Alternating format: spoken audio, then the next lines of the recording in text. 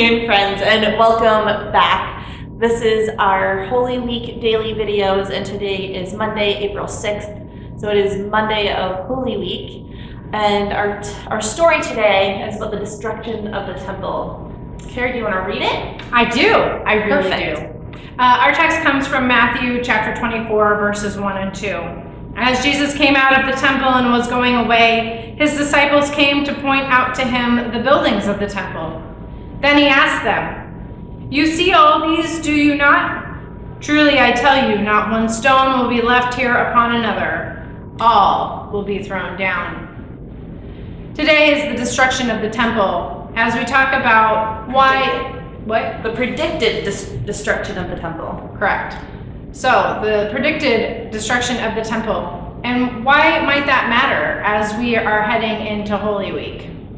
Yes. Well, if you think about it, the temple is a very important place in life. Our temples, we're sitting in one, is a very important part of our lives and our life together with you. But in this time, people were on their pilgrimage annually into Jerusalem to go to the temple to make their sacrifice. And we're talking every person of Jewish heritage would be coming in at this time. And so it was at a very important place in history, or in their life as Jews and in their faith. Right. And part of the reason for that would be because that's where God resided. God was in the temple, and that's where you could meet with him, speak with him, talk to priests about what was going on. That's how you worshiped, if you will. And at this time that we talked about yesterday, as Jesus is entering Jerusalem, it is the Passover. And Passover would have been a very important festival holiday in their lives, and they would have been on pilgrimage to then do that with groups of people that were important. And we know all about getting together with groups of people because we currently can't. The reality is as we talk about these things throughout this week, we know why we congregate so much more, because we like to be in community with one another. We like to be together with one another. Mm-hmm. And so we talk about what was the purpose of the temple? Where did the temple sit? So we invite you to spend a little bit of time with Trudy in the next little bit to talk about a picture of Jerusalem and the ruins of the city and where the temple used to sit. Opportunity to go on a pilgrimage with my church at the time to Jerusalem and to other holy sites in Israel and in the country of Jordan as well. And I took a couple of pictures there that are really relevant for our story today. So you'll see a panoramic up on the screen, and this is me standing in Bethpage, which looking over into what would have been at the time of Jesus, the temple. But as we said before, the temple was destroyed in 70 after the Romans had destroyed it. So Jesus had predicted this destruction of the temple. And so here we are standing on Bethpage, looking over into the temple. And as you can see, it's not standing anymore. If it was, it would be a big, imposing building that would have stood out. It was white. You would have been able to see it from miles away. So the other important thing about this video, or about this picture, is so there's a line of trees here, and on the other side of that line of trees is the Mount of Olives, and then there's a valley between these two because I am on a different mountain.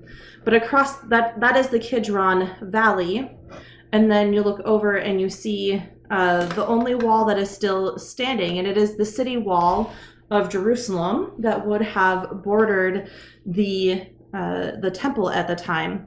And here I'm going to pull up a second picture, and what you see here is a map of what Jerusalem would have looked like at the time of Jesus. So the wall that you are looking at is this wall here across the top. You can see here that there is a square, and inside the square is the temple. So that would have stood stories above everything else, and you would have been able to see it. So Jesus predicted the destruction of the temple, and it would have taken place here, and it really did take place. As you can see, if we go back to the picture of the ruins, all that you can see now is the wall. And the only wall of the temple that is still standing is the western wall, which is also known as the Wailing Wall. For those of you who have been in Jerusalem, it is a place where people go to pray. And the blocks of these walls were huge. We're talking 4 feet tall by 6 feet long and 4 feet deep. So these are huge bricks that Jesus is talking about here, where it says not one stone will be left upon another. We're talking about stones that are about my size, like being stacked one upon the other, that all came down. And some of these stones were even bigger than that. If you look kind of like in the left side here, there's kind of a path that goes up from the Kidron Valley to the temple, or what would have been the temple. And that is the path that they would have taken Jesus to when he went to the high priest Caiaphas's house. That would have been the path that he would have taken. He would have prayed in these grove of trees on the right hand of the screen where the olive grove is. That's where he would have prayed in the Garden of Gethsemane. That is where that is located. And so this image just kind of gives you a good picture of where we are at in today's story.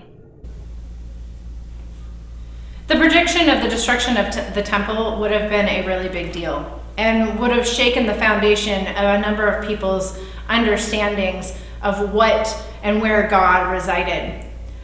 I wonder if we were talking about the destruction of our church buildings, how we would feel. A part of our questions today are going to be where you talk about that with your family. What might it look like if you didn't have a building to come to and congregate in? What might getting together with your fellow Christians look like?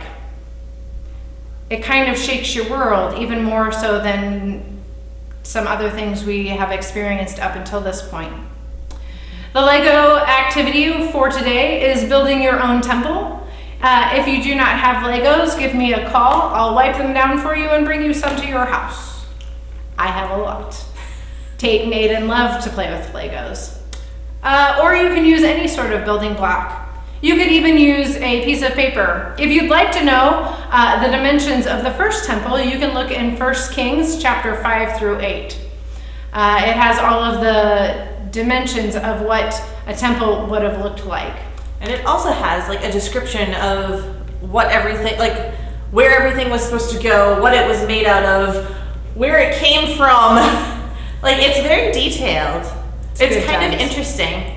And if you have a good study Bible, they might even have a drawing of what it might look like.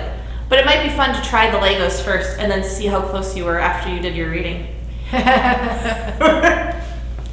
Yeah, could be fun. So that ends today in our meditation.